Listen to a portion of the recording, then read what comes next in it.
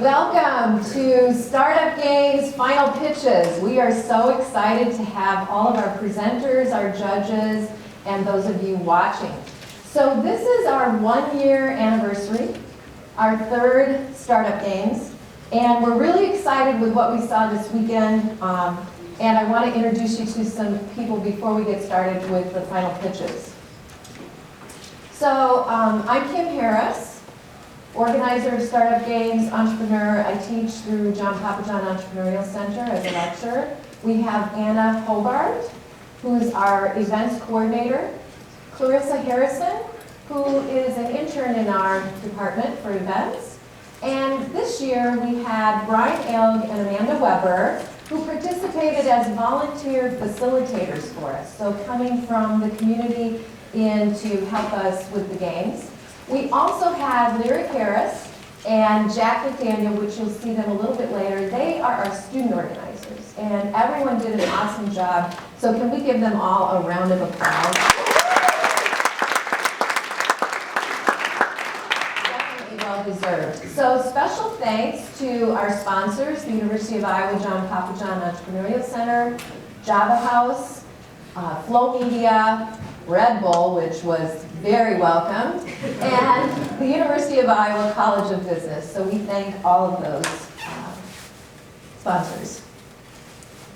And our coaches, honestly, we could not do this event without the coaches. These are people that come in from the community for the weekend or a certain time throughout the weekend, and they bring a ton of experience with them to share with the students.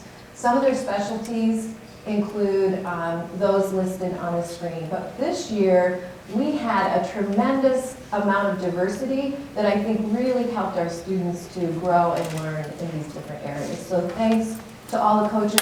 Are there coaches here? If you could stand up, please. Matt, yep,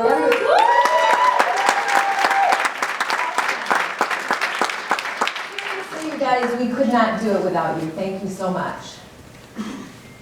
And our judges, we have, I'll just introduce them, Alec Witters. Alec, can you just stand up or wave or somehow let them know? And Alec is co-founder, CEO of Higher Learning Technologies. And we have Eric Engelman, who is CEO of Geometric and the Iowa Startup Accelerator in Cedar Rapids. We have David Hensley, Executive Director of the John Papajohn Entrepreneurial Center.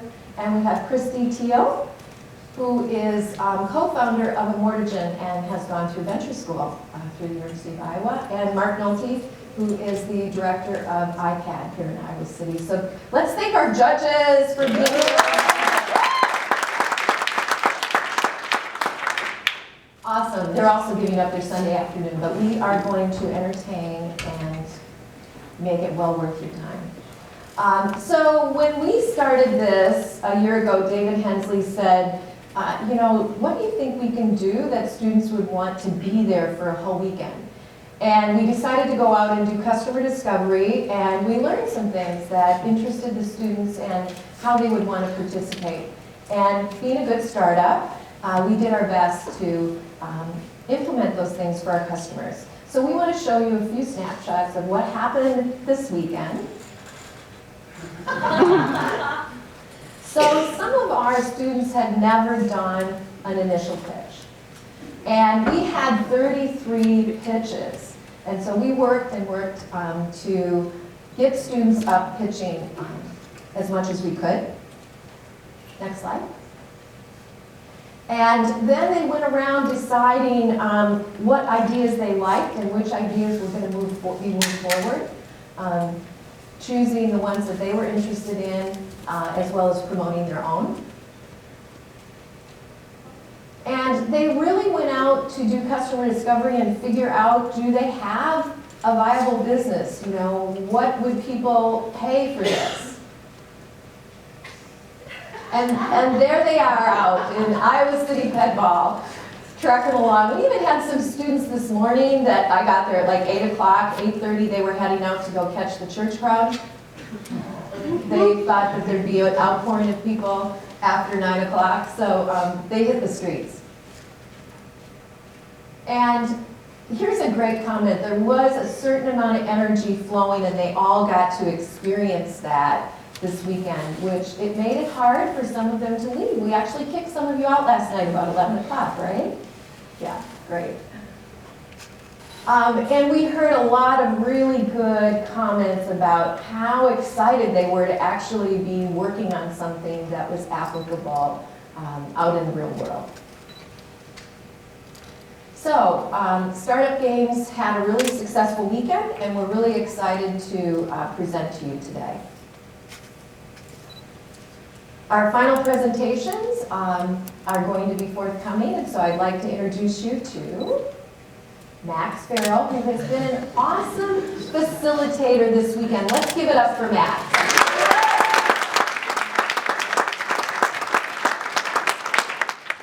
Thank you, Kim. How's everybody doing? Woo! Yeah! They've been at it all this time, and look at that energy. Red Bull's a beautiful thing.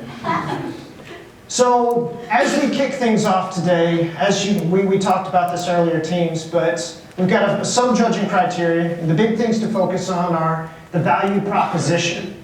So, did you actually come up with something that is uniquely valuable in solving the problem that your customers have? And then did you actually find a specific customer segment that has the problem? Did you get out and do customer discovery and prove they have this problem and we've got the thing to solve it? And from there, we're able to execute. We're able to show, hey, this is how our tool is going to solve this problem, or you actually went out and solved it and did the minimum viable product. And the final thing, the business model. Ultimately, we have to make money, and so it's nice to show how are we going to make money now and then expand to make this a viable venture down the road. So, Startup Games is a lot of fun, and the knowledge gained here is worth well more than $1,000. But I got spirit. All right, time to get the hip-hop mic on. Mic check, 1, 2. So we do have prizes for the winning teams. So the first place prize is $1,000. That'll buy a lot of ramen noodles. Second place is $750. Third place, $500. And then the judges will also choose one additional team that will receive $250. So, pretty exciting, right?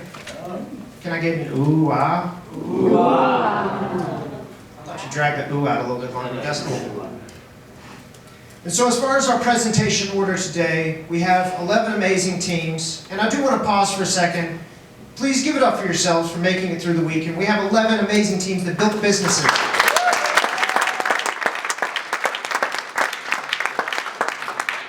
So teams, you see your names up on the board, and we are going in the same order that we did the tech check. So keep that in mind. So what's going to happen during the flow of the next hour and a half as we go through our 11 final presentations is we are going to have each team come up and show their stuff. So when I call your team name, so up first we have BU, they will come up, we will get them set up, and then after that we've got Art Hub. And so Art Hub is on deck, and Culturally Connected is on double deck. So that means you guys are up next after the other person. So when you're on deck, come take a seat up here, and then as soon as BU is done, they're going to come over here and answer questions from the judges, and then you all are going to start setting up over here. Make sense? Any questions before we get going? All right. So if that is the case, it's pitch time.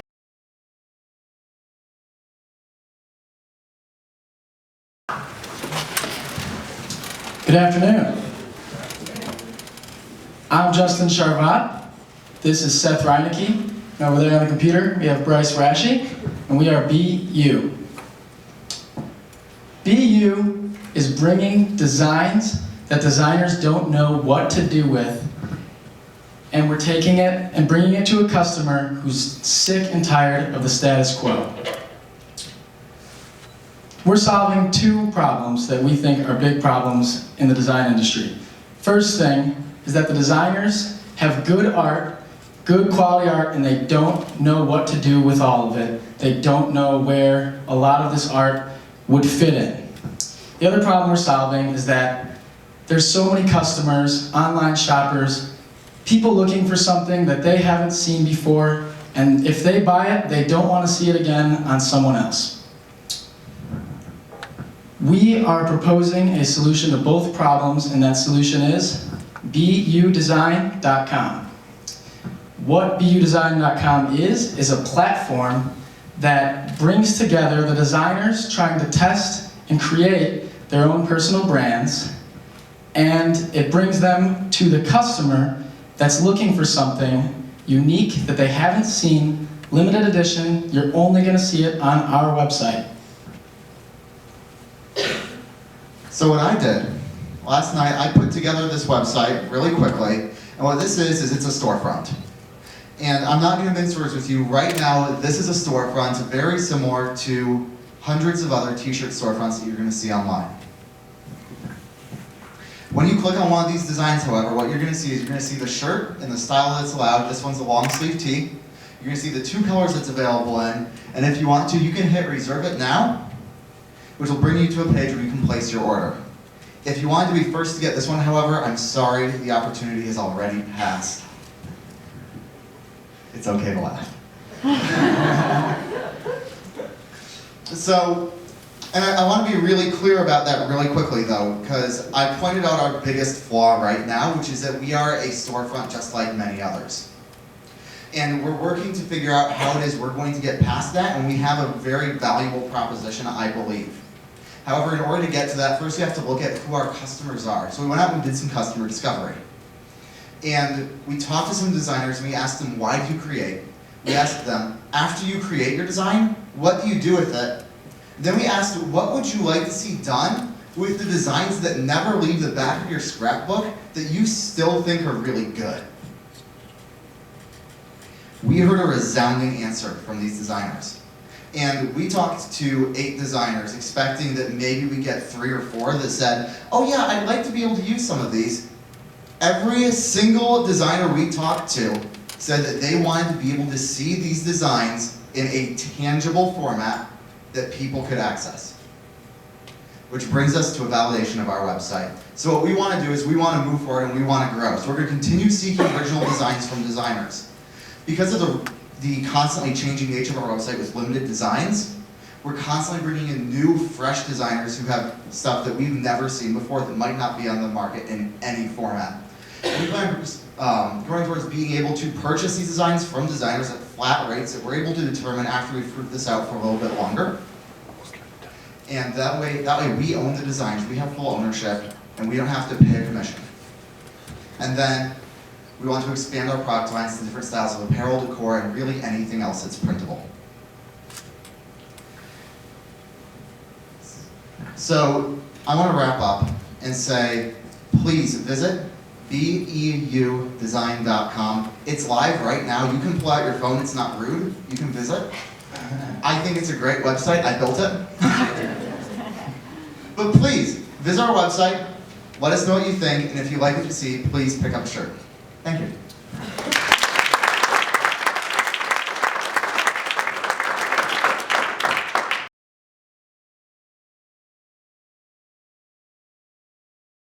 Thank you for coming. Alrighty, everyone. My name is Ari Craven, and I am a senior here at the University of Iowa studying theater arts and studio arts. I'm originally from Chicago, and so anytime I go back home, me and my friends are always looking to find new ways to engage in arts events happening within the Chicagoland area. So about 2 years ago, 2 of my friends and I were bored on a Monday night. We were looking for something fun to do, so we went to one of our favorite websites called Gold Star. And Gold Star is an event website that allows you to purchase discounted tickets for events happening that day. So on whim, on spontaneity, we purchased tickets for a theater we had never heard about, for a show we had never seen before, and ended up having the best time of our lives.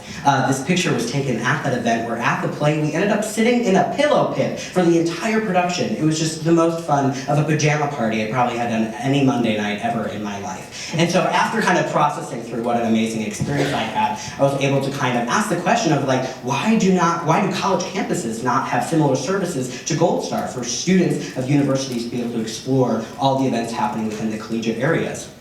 So just yesterday, we went out and asked 100 current University of Iowa students about arts on campus. And from that survey, we were able to determine about half the population, 50 students, are already attending or seeking out at least one event every single week to attend, to engage in Iowa City's rich cultural offerings.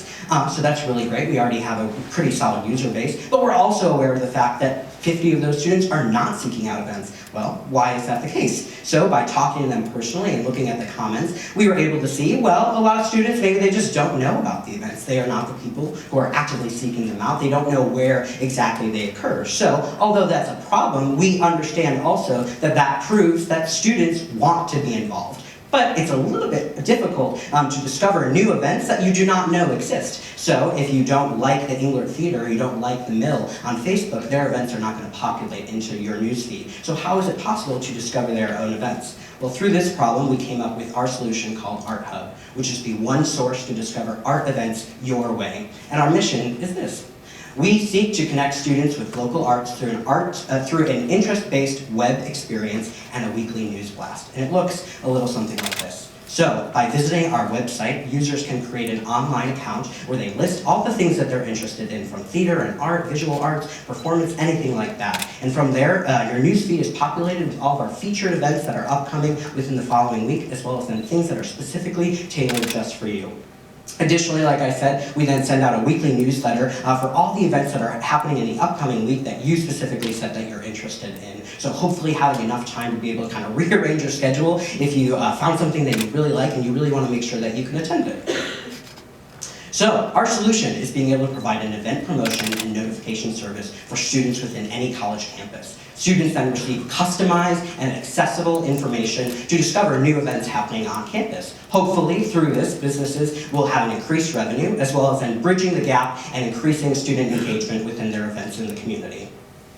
And so, therefore, all of the businesses will hopefully be able to promote their events on our website, be able to pay to feature their events on our site, and then grow from there. So our pricing packages are divided into two ways. We have our single event packages. You just have one event that you're specifically looking to promote, and then the monthly event packages. Maybe you already know that you're going to be promoting a certain number of events every single month, and you can have a monthly subscription to us. So all of those events are then purchased to Art Hub and promoted on side of our website, as well as the weekly newsletter. They go out to the students to hopefully be more informed and well understanding of the events that are happening. And then through there, all of those new events are being more highly attended by students, as well as then maybe venues that were not as well publicized are more able to be seen by the campus.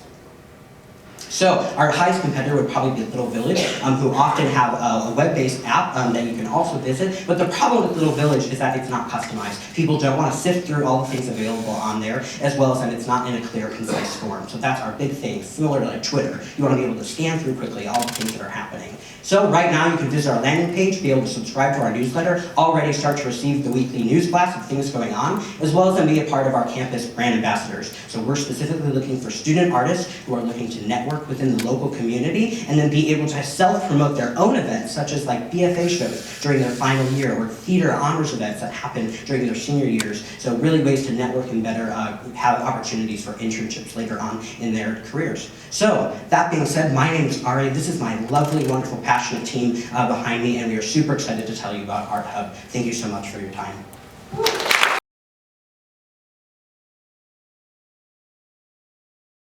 This is good. Okay. I don't like using microphones because I'm usually pretty loud. All right, so we are culturally connected. My name is Lisa, and I'm from Russia. I'm Calvin, and I'm from China. We have wonderful members from Brazil, Lucas, and Ji, who is from Korea. So 7 years ago, Calvin and I moved to America and started high school here, and neither of us spoke English or knew anything about American culture or what high school was, or it is totally okay to wear pajamas on a spirit week to high school. And our high school did not offer to us any resources that would make it easier for us to understand and integrate within the American culture. Going off of that, there is a growing population of international students across campuses, and one of the hardest things for them is to integrate into American culture and American campus. And as you see here, University of Iowa and their Chinese students have expressed that struggle. There are international programs at the university, however, they're not very helpful, not really effective, and a lot of people are actually not aware of them. So mission statement for our program is, we help make your cultural transition welcoming and rewarding. Our customers would be the new incoming international students who need guidance, help, and other resources to help them to integrate within American culture and American campus. What we hope our potential customer to be would be the university, because our program would help them create a more internationally friendly environment, more open-minded environment for international students, which in turn will hopefully attract more international students as they pick their school. Thank you very much, Lisa. Our team worked very hard to figure out what are the main struggles for international students. So we went out to do our customer discovery yesterday. We talked to both international students and Damascus students to discuss about the issue. And for the international students, they told us they have a very hard time to address culture shock, miscommunication, and language difficulty when they first came here. And the university do offer a lot of programs to help them overcome these difficulties, but they're not very effective because they're all volunteer-based. So most people will just go to the events, and if they don't like it, they will just stop going. And some international students have actually told us they'll be willing to pay for someone to help them overcome these difficulties when they first got here. And for Damascus students, we found out that most of them are not even aware of the issue. They don't even know what the struggles internationals are going through. So, this problem not just at Iowa, and it's like national-wise. As you can see, the growth rate for international students come to the US has been dramatically increased over the past 5 years. And also at Iowa, there's about like 4,000 international students here. So, how are we going to solve this problem? Our team worked extremely hard over the past 2 days, and we come up with this solution, which is we will provide professional one-on-one culture and mentor service to new international students. We offer 2 packages. First package is a 12 session per semester, which only costs $150, and the second package is a 4 session per month, which only costs $60. So how does it work? If you are international students who are coming to the University of Iowa, you just go on the website, register, and you select a mentor based on your own interests and needs. And then you will meet with your mentor when you arrive here, and you'll discuss about what are your concerns, what are your questions about the new place, the new college.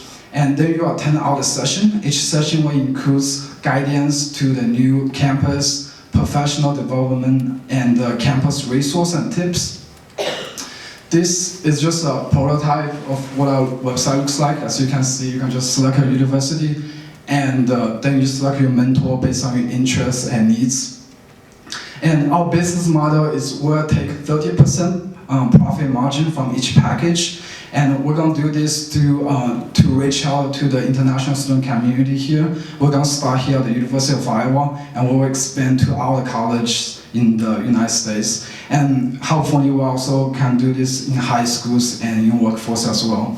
And now we're open for questions. Thank you very much.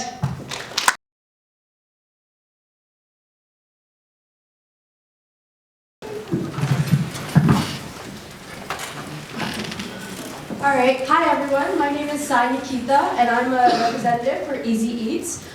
So we're a grocery delivery service. And that's my teammate Tara, and we have Anna over here and Debbie.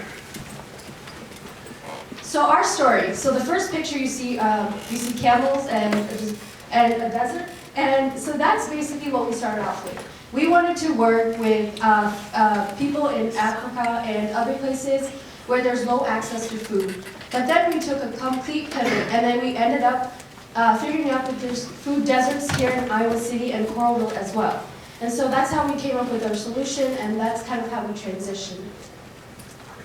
Our mission is to provide access to healthy food to people in food deserts. So what food deserts are there places where people can't afford food or they can't get to healthy food because of transportation issues.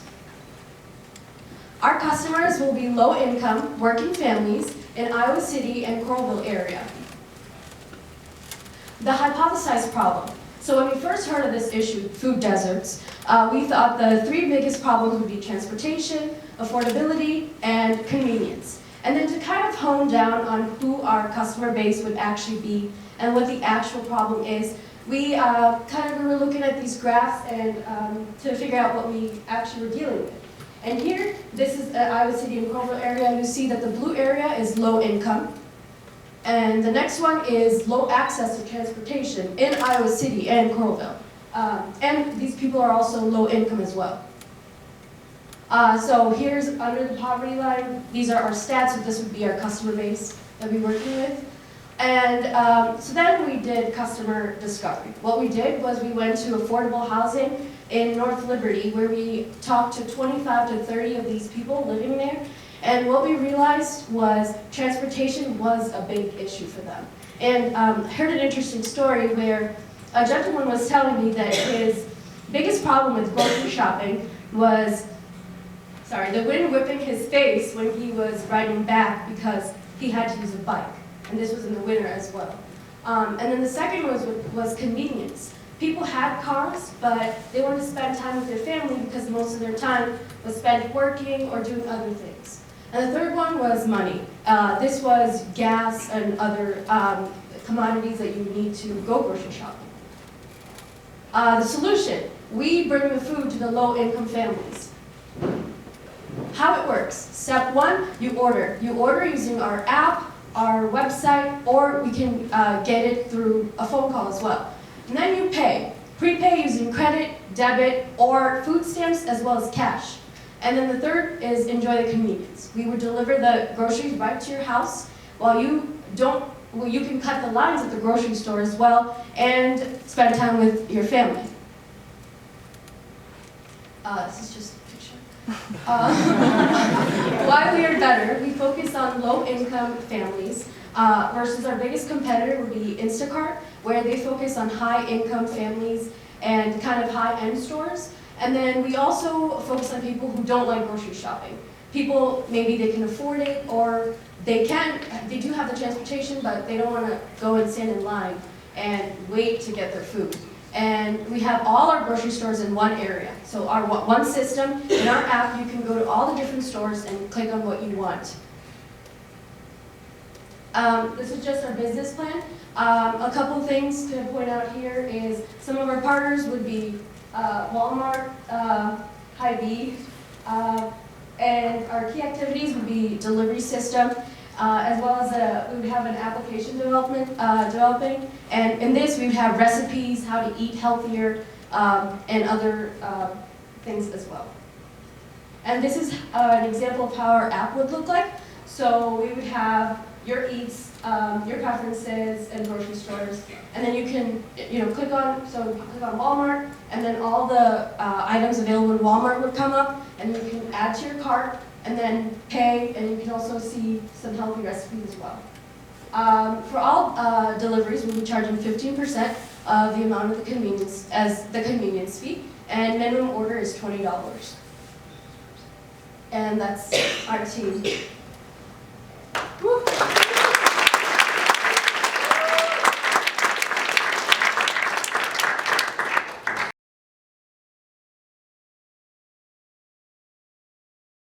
So how's everyone doing today?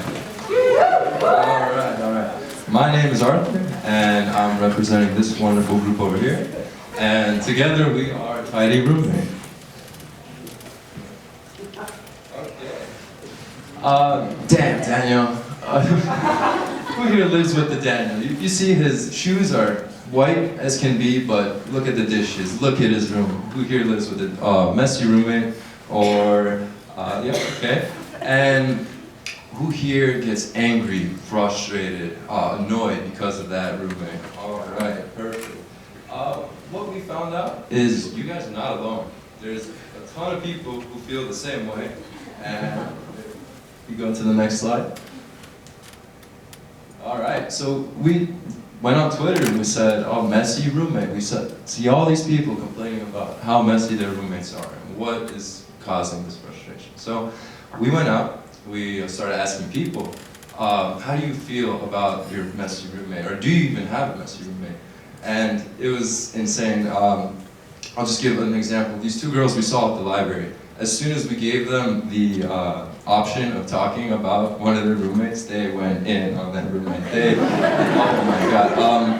There's like, she never cleans, it's only one girl. So we found out that people are really passionate about this. They get really angry. We also spoke to a couple Daniels. They knew they were the problem. They were like, yeah, that's me, but you know, people come up to me and they tell me I tried, but it, you know, falls out. So one of the crazy things we came up with or found out is it's not that people are angry at the person, it's that they're angry that the task is not getting done. So, you know, just the messiness and everything is getting that frustration, that emotion into those people. The Daniels that we spoke to, we wanted to find a common ground. So how can we fix the problem? Our main issue was communication between the two. Are you communicating with your roommate on who's doing the dishes, who's doing the kitchen work, who's doing whatever? And the Daniel said, you know, don't come into my room. What's in my room is my business. That's good. You can do whatever you want in your room. But we identified key areas: living room, dining room, bathroom, where you're going to be sharing most of your time with your roommates. I believe that everyone has their own idea of what clean is, and I believe that there is a lot of unnecessary conflict and drama because of that. So we offer the solution. Tidy roommates. We come in and we clean those common living areas that you would share with your roommates. We identify that those areas are the most critical to be cleaned to avoid the conflict and the uncomfortableness of going up to somebody and telling them, hey, you're messy, like, can you clean this up? Unless you really know that person for a few years, you're not going to be able to go up to that person and challenge them on something like that. We asked people, what are they doing to solve this problem?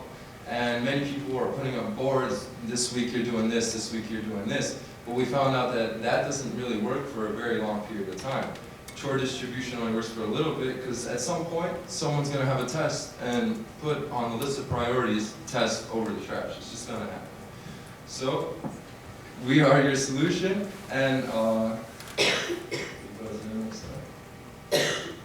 we wanted to test the idea. So we wanted to see, are people gonna be paying us for something like this? So we came up with an idea. You and your roommates could all pitch in for us to come and clean these common areas. This will avoid the frustration, the messiness, the annoying stuff. So we went and we cleaned the suite and main floor. So 2 roommates and another one on the other side. And we just did a pretty simple cleaning. Oh, that's me. You like that better? Oh, nicely clean. Just a simple cleaning, you know, to see if someone would pay. So that person actually paid us. Here we go. There's the money. There's the proof. And we also have 2 people who wrote letters of intent that they would pay for such a service. Well, here's our pricing. So we're going to kind of do it on a bedroom basis. So for a 3-bedroom apartment, you know, $15 per bedroom, and we offer 2 basic services, or 2 services, the basic and the deep clean. So the people who are really need that really good clean, we offer to them. Future plans, we can clean up tailgates. Parents can use this as a way to de-stress their students during finals. We can expand to other campuses, and we can offer customized cleaning. So if you want to do like a kitchen or something like that. Next slide. This is our website. Okay, thank you very much.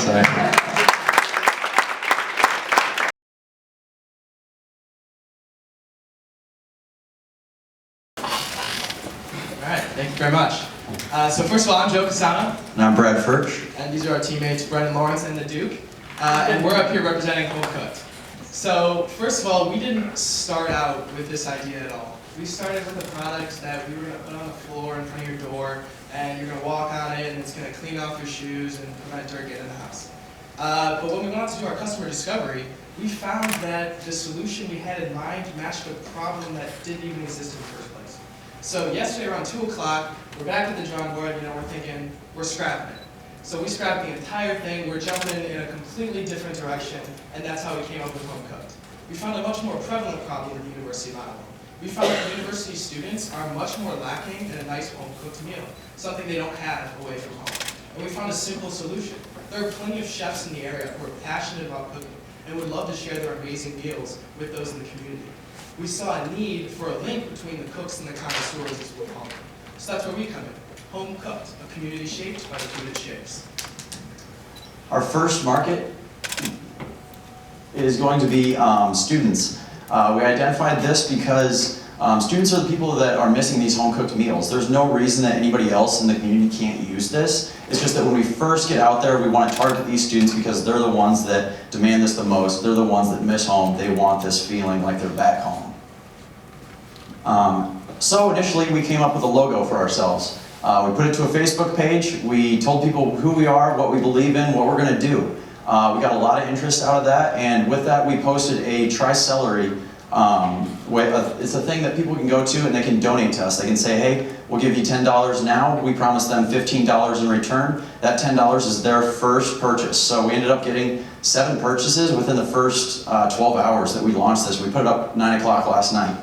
So we already have $70 going for our first orders. So from there, before that actually, we went out and talked to people. We did our customer discovery. We saw that this was a need, and then after that, we went out again and talked to people, and we said, hey, this is what we want to do. Would you guys be interested in getting a home-cooked meal? They were like, yeah, definitely. We had awesome reviews. People were in love with this. They even loved it so much that they said, hey, here's my email. As soon as you guys get out there, you come and contact me. I want to order from you guys. I want this home-cooked meal. I want to be in on this. So our business plan is to take a portion of the chef's profits. We would like to do this instead of charging our customers fees because we don't want to charge an extra fee on top for our customers. That's something that's been proved in many industries like airlines. You never want to have extra fees tacked on when you're going to purchase things. We think that's something that'll set us apart from our competition because a lot of services like OrderUp will charge you like a 99-cent fee to process it. So at least if our customers aren't seeing that we're in here in their pockets in some way, they'll trust us a little bit more and they'll say, hey, this is a little bit cheaper because, hey, we aren't paying this processing fee. We would also like to promote through our chefs an opportunity for them to donate to the community. We would like to do like a one-for-one method, similar to what Tom's does, where they can have the option to include the price of a meal in the meal that they're selling. So then once they get this meal that they sell, then they can then also go and donate a meal to a family in need. Our ordering options are, our ideal ordering option is a pre-order. This gives our chefs the opportunity to go out and get all the supplies they need, have a heads up for earlier in the week so that they know Thursday night they're going to have 6 meals that they need to prepare. They're going to then have the ingredients ready to go. They're going to put it together, have it ready for you, ready for the delivery at the time that you want. The normal way that we are expecting people to order is they'll go through our service and they'll see who's available at this time, what chefs are cooking tonight, what meals are they ready to prepare. They'll go through, they'll select what they would like to order, and then we'll have it to them in an efficient way. Another means that we're considering is a frozen option for people so that they can order it and then bring it back to their place and then just store it for later or cook it themselves so that they have it hot there so that it might take out that problem of having maybe cold food once it gets to you if the delivery takes too long. Our initial startup is to pursue those people who have invested in us. The 7 people that have already ordered from us, awesome. The email people, there's almost 50 people that gave us those emails that said, hey, we want in on this. We'll contact you right away. As soon as we get going, we'll have you. And then we have about 10 chefs in the area that are ready to cook for us. They say, hey, we want to do this. We want a little bit of money on the side. That could be stay-at-home moms. It could just be people that want extra money or think that they have great recipes. They'll cook for us. They'll do this. And we'll use them as like a little means to get our things out there. Yeah, it's a small base now, but over the summer we'll continue to develop our platform and hopefully have a full launch in the fall for next school year. So we are Home Cooked. Thank you.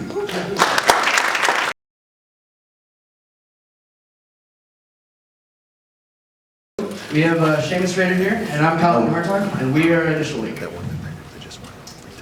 So one thing that we realized to kind of frame the problem is that data in this world with so much digital social media is that data is so interconnected. Basically, if you Google somebody's phone number, you can find their home address within like 5 minutes. And so that's kind of the problem that we wanted to approach in the first place. And we wanted to look at how. Just to give a bit of background on this, I was one that originally came forth with this idea, and the reason that this problem came to my attention is I have a friend, she was super open, like going out to parties and stuff, like going out to bars, meeting new people, connecting with them, going out on dates. One time she met a guy, he seemed really cool, gave him her phone number, And then within like 8 texts, it was clear this was not the kind of guy she wanted to hang out with. Blocked him, phone calls started coming in from other numbers, text from other ones. Found her Facebook, found her Instagram, ended up actually sending a picture of where she lived to her, and eventually she unfortunately had to switch universities because she was so fearful. And now at this new university, she's having a lot of trouble connecting with people because there's that lingering paranoia, and if you could connect. And the real problem that I realize is like a lot of women are concerned about how much information they have to give up to someone that they want to connect with. Used to be like you give someone a phone number, they can call you while you're at home. There wasn't a reverse lookup in the phone book. That's all. Now you're handing them your Facebook, you're handing them where you live, you're handing them where you hang out with, who you're friends with. And these are testimonies from a survey we did about stalking. And so many people talked about this being a fear and something that was a real problem for them. And the next one. We ended up, like, between in-person and online survey, we went through 100 people. 75% had received messages that made them feel very uncomfortable or feel unsafe, and 39% went as far as to describe it in their own words as stalking. When we went out and we began to like talk to people about the idea of like an app to help solve this, before, as soon as I said the word app, they asked, where can I download it? It's a huge issue that I realize that a lot of men might not realize, but several of them said the one thing that they would actually think about changing communication platforms over would be if they could make sure that they wouldn't be able to be tracked down through it. And the solution is like we came up with an app that made it so there is no possible way for someone to contact you without your explicit permission. So basically, the one thing that we wanted to focus on was pulling away your information from how you communicate and how you initiate contact. And so the way that we did that is we actually are going to generate a code. And so you'll give that code to somebody. It's going to be very simple. It's 5 words rather than just something random, like a bunch of like ABCs and 1, XG6Y693. It's ping. And so what you'll do is you'll actually just, you'll tap the person who wants to actually initiate the contact will ask for that code. They'll enter it in, and then that will automatically connect you through our servers.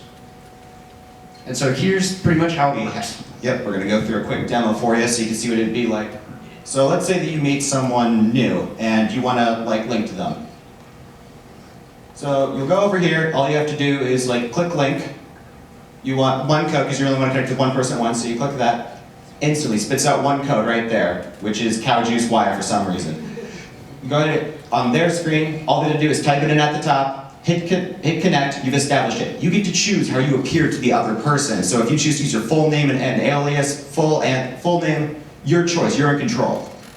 So as soon as it's confirmed, you get to choose as well. So you go up, you might receive a message, take a look, you're like, yeah, he's nice, but on the other hand, maybe you have a bad feeling. That's okay. You don't know him, you're in total control of who gets to contact you. So you can go back, you can swipe over, and go to them. It will list all of your contacts and tell you when you connect with them, what link code they use, what your name with them is. You are in total control. Hit D-Link, and then one morning, once you delink them, there's no possible way for them to contact you ever again. It's a single-use code, so even if they are like, I want to track down this person, I want to send them all kinds of pictures, I want to send threats, whatever, there's no way. They don't have your name, they don't have your phone number, they don't have your Facebook. So one thing that with social media that we wanted to focus on was the idea of how do you get people. And so what we thought of is you get the women first, and we're going to focus on the campus. And then next, we're hoping that the men will actually follow on that idea because they'll need the app in order to actually communicate with them. So then once we hit about 100,000 users, that's when we're going to aim for monetization. And the way that we're going to do that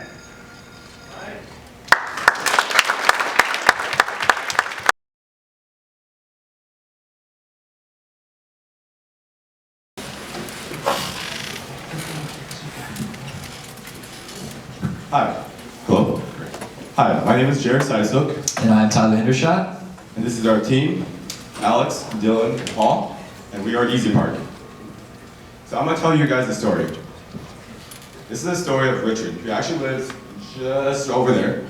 He is a resident of Iowa City. This is his story. It was about 20 minutes before game time when these trucks and SUVs came flying down the street and they were poking their heads out. So I ran up the street and told them, hey, park it here. So this is actually a really similar story that a lot of people face in this area because of the tailgating season. And these are the problems that we found with it. These problems include people, when they're coming to park, they don't actually know where the parking is available because they can't find it. There's no clear way to find a parking spot because there's so many people and there's so much traffic going on. And this, for the person who has available lots, this reduces the amount of money they can gain because they don't have that maximized customer space. The second part is that they don't know the true value of their property. How does that person know if they're charging $20 when that thing is their property is actually worth $60 on game day? That's a huge loss in profit.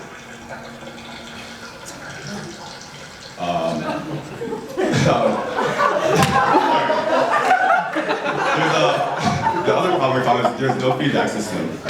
This is really important for people because when people rent out a space, you want to make sure that person is not going to trash your space. They want to make sure that person that's going to park there is not going to tear up your yard and throw beer cans and do whatever damage to that yard.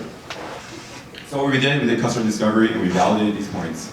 We talked to some other people in the area, like Braden and Kelsey, who are also residents right behind me. And this is what they said. We don't know if we're going to do it again this year because last time they tore up our yard. They also said the people down the street, all they do is stick a sign out and say, hey, park here, send us an email. Scott, who's another person, he says, for prices, I just go around looking for what everyone else is charging. And this is a problem because they don't realize they could be potentially maximizing how much you can actually get. And what we found out was that 75% of the people that we interviewed were actually interested and excited about our platform. And we actually got over 24 emails to sign up for our newsletter. So what we are, we're EasyPark. We're a peer-to-peer platform that connects the host to the user.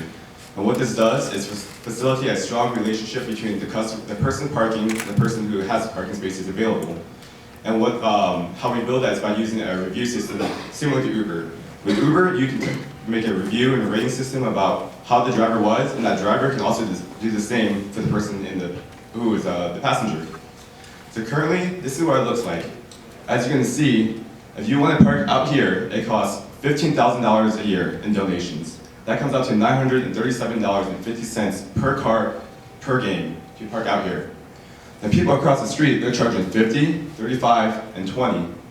How do they know that those prices are the prices they should be charging?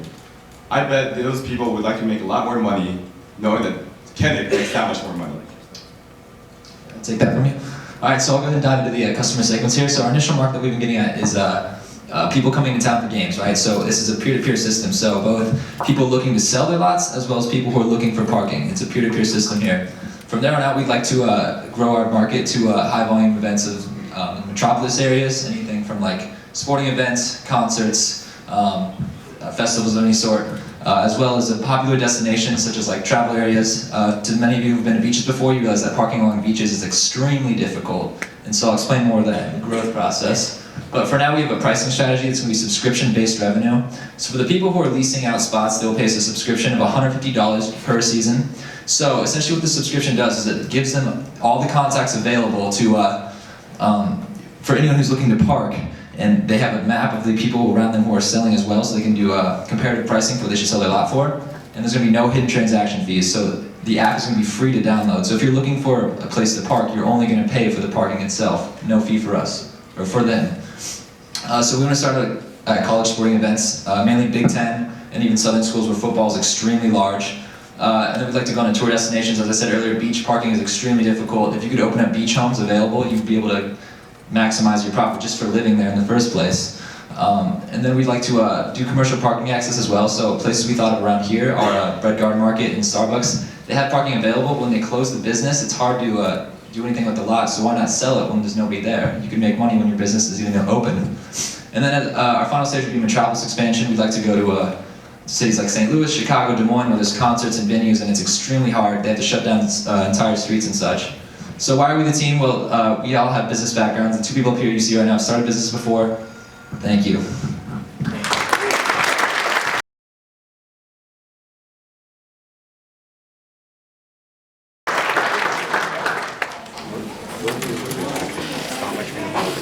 All right, right, good afternoon, everybody. My name is Claire Moore, and these lovely ladies over here are part of my team. We are Makeup Match because every woman deserves the perfect match. Now, my name is Claire Moore, and if you probably can't tell right now, it's the winter, but I am a multicultural woman. I come from a family that is both white and Hispanic, and throughout most of the year, I'm able to wear makeup. I love makeup. Makeup makes me feel professional, makes me feel confident, makes me feel like a woman. But through one part of the year, I can't wear makeup. I have a more Mexican skin tone, and it's kind of harder for me to find makeup. In fact, it's almost impossible. And I thought to myself, I can't be the only one. I only look Mexican through part of the year. What about people who look like Mexicans all the time? The problem is inadequate makeup products and services for certain demographics. The makeup doesn't match their skin tone, doesn't cover their acne, isn't affordable, and it's just hard to put on. And so we did some research. We reached out to over 80 women online and in person, and 97% of these women own or wear makeup. Well, that doesn't surprise me. But what did surprise me, 78% of these women said they didn't know their undertone. For those in the crowd who don't know what undertone is, there's about 3 types of undertones. Those who are red undertones, those who are neutral undertones, and those who are yellow undertones. Now, the drugstores, they usually sell those who are red undertones. That's more the Irish and the Scandinavian. And neutral undertones are more for people who are ethnic, and yellow undertones are those who are more ethnic. 69% of these women that we surveyed said that they had trouble finding the skin tone in stores, and 90% of these women would use a service that matches them to products. And then I thought to myself, gosh, I don't need to send them the products. I just need to connect them to where the products are. Because in fact, they exist. And now, at the end of our survey, I said, hey, just tell me your problem. And they had a multitude of problems, and I realized, hey, this isn't just ethnic women, this is really white women. Some white women can't even find concealer that works for them because they don't know their yellow tone. So this is the solution. Makeup Match is an online consultation service, and this is how it works. You go to our website, you click our survey. And this is just a prototype. You go through our survey and you answer some questions to tell us what kind of skin type you have, if you have skin allergies, if you have severe acne, if you have some morals with your makeup, if you want vegan makeup or organic makeup or makeup that doesn't do animal testing. So we put all that in your file, and at the end you say, please send us 5 photos of beautiful you. And I'm sure you're wondering, why 5 photos? Because there's 5 judges, haha, no. But because of the match formula, and main profile without makeup, and natural lighting. A, arm and wrist photo. I'm sure you're wondering, why an arm? I thought you put makeup on your face. Well, that's so I can see your veins, and that shows us what undertone you have. Remember, red, neutral, or yellow. A is arm. T, take a side check. Is your profile more undertones underneath your ear here? And C, change it up, shows your problem areas, so at that point you maybe show us a picture of your acne. Sorry, girls. And H, have fun, show us your smile, and that's how we figure out your cheekbones and the apples of your cheeks. Now this is what our final product would be. We would send you a mock-up like this, and this gives you the options these women never thought they had, because they do exist. In this one we have 2 foundations. One is $6 and one is $30, and they both are in this woman's shade. She didn't know this existed because she didn't have us. We also have brands check out for her based off her morals and maybe some skincare regimens. How did this happen? Not by magic. We plan to do a database that has all brands, not just one brand, not just Maybelline, not just CoverGirl, all brands. So we're able to focus on affordable things and maybe not so affordable things you're going to put in an extra cash. So pricing for a consultation, we're an online site. We want to do $10. It's a flat rate, it feels good, it looks nice. And also, hopefully we'll be able to get a membership, which would be a year-long membership that would give you 6 consultations. 4 seasonal, because guess what, ethnic women, they tan. And 2 special occasion ones that are weddings or maybe prom. So profit, $10 consultation fee, $2 profit per consult for the makeup artist, and then $2 consult for us, and then $6 goes towards company expenses because we're a startup. But you're thinking, makeup artist? I thought this one's online. Well, makeup is not a science, it's not an art. It's both. You need the human touch and the technology for it to work. In the future of Makeup Match, we want to be on YouTube. We want to actually send them their stuff because we can't right now, we're the middleman, and we want to reach out to more women. You can find us on Facebook, Instagram, and Twitter. Right now we have over 100 followers on all these platforms. We're really excited. It's all thanks to my wonderful team who is over there, and they've helped make my baby into reality. I'm so excited. No? I'm ready to answer some questions.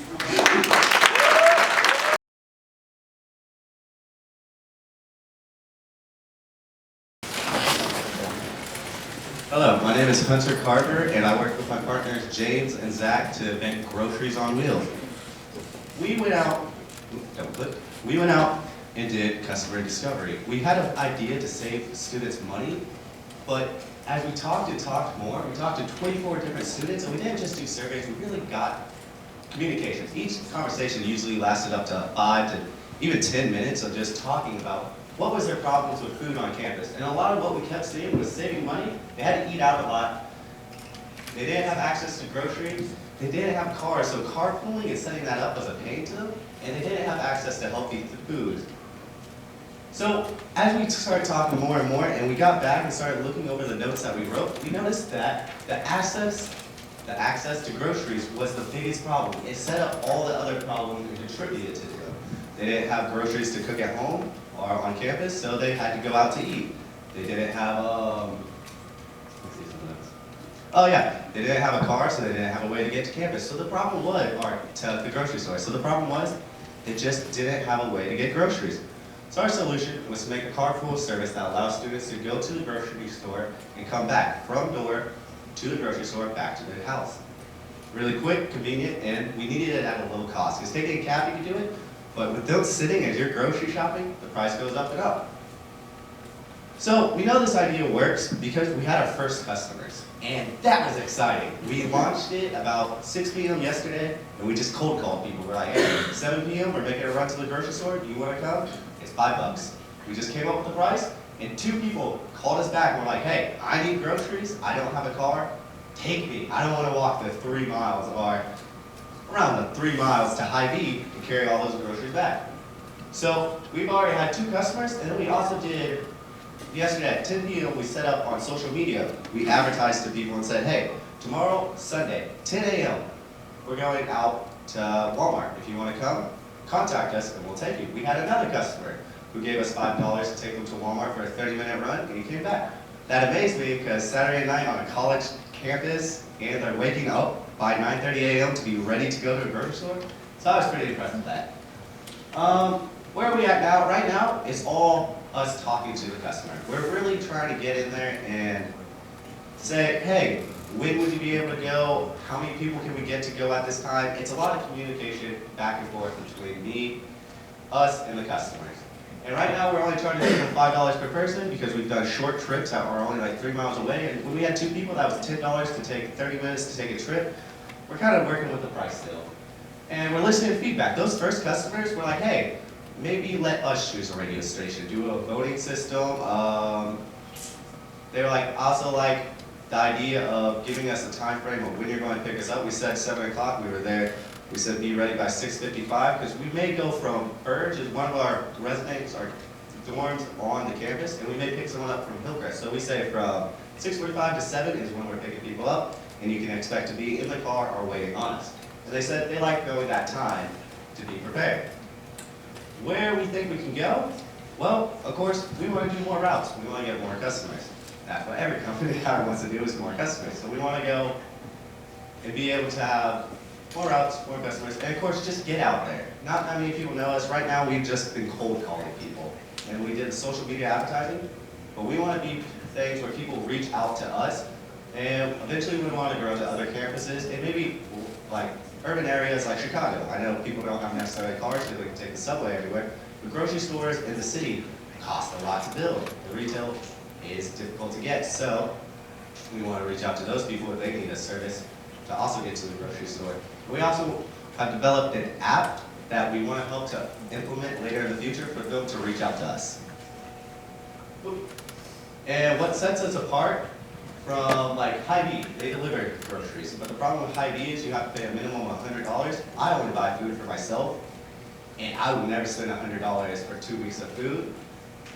We take customers there and we wait at the place. You don't have to call a cab to take you there, leave, and then wait on a cab if you're sitting there with a bunch of bags of groceries. And we're focused on students, and we kind of want students to run this, because some roommates are already doing this for a whole house of people. So if they can make a little bit of money doing this hassle, I'm for it. Helps pay for books. And then we'll show you a little bit of that ad, or that app, not ad. Oh, possibly. So our app would be called Groceries on Wheels. And the way it works is if you have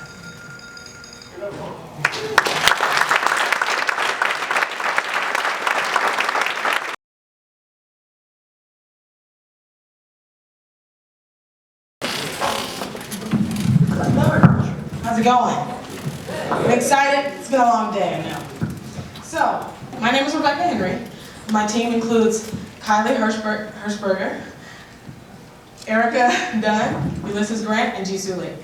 And our company is Ask. So, I'm really excited today to tell you more about Ask. We're going to cover the problem, the solution, the design for our product, the business model, and the future plan for our business. So I studied abroad, as did 4 members of my team, and I went to South Korea, and I found that upon arrival, I got off the plane, and my battery was low. I needed to charge my phone, I had to call my parents and let them know I arrived. They're those types, like they want you to know where you are every second.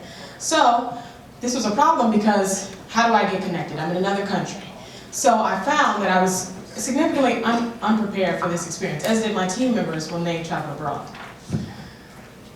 So we talked to customers, we talked to students. We found that 67% of the people we spoke to had concerns about studying abroad. Now, when 300,000 or so students study abroad in the US yearly, being unprepared is a serious issue. So students research and research. There are a number of mediums they can use, but is this information accurate? If you don't know, just ask. This is where we come in. So we provide Ask, which is an abroad survival kit. It includes customized, essential information, essential tools that you use upon arrival, and with an added value of offline access to this information that we give you. Now, within our interviewee base, we found that these were the recurring issues and lack of information and tools that students had. So let's say transportation. How do I get from the airport to the train? How do I get to the train, from the train to my hotel? How do I load my Metro card? Is Uber available? Things like that. So we have a model of our kit here. The kit includes the booklet with the information that students were lacking. It also includes the international adapter, the extra battery source or power source, and there are dividers to separate the technology and the toiletries, and then the added value of the toiletries in case you forget something or to help you survive that first week within the new country. And our kit also includes an app, which Ulysses will talk about. So currently we're on 2 things. We have a webpage on Facebook and Twitter, and we have over 100 followers or likes on Facebook. So this is our webpage. As you can see here, you can put in your name, your email, so you can get updates on when we advance. Here are just some of the features that our app is going to provide and what our app will look like when you first open it. Click Italy in, go, and it will customize. So when you first go, you have 3 options: buy the kit, customize the kit, and your trip. And as you go through, there's just different options for you to use as you go through, and you can read all about that. And down here, you just have a quick overview of what some of the pages on the app will look like. And again, if you want more information about it, just sign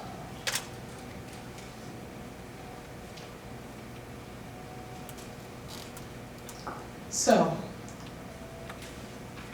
pricing.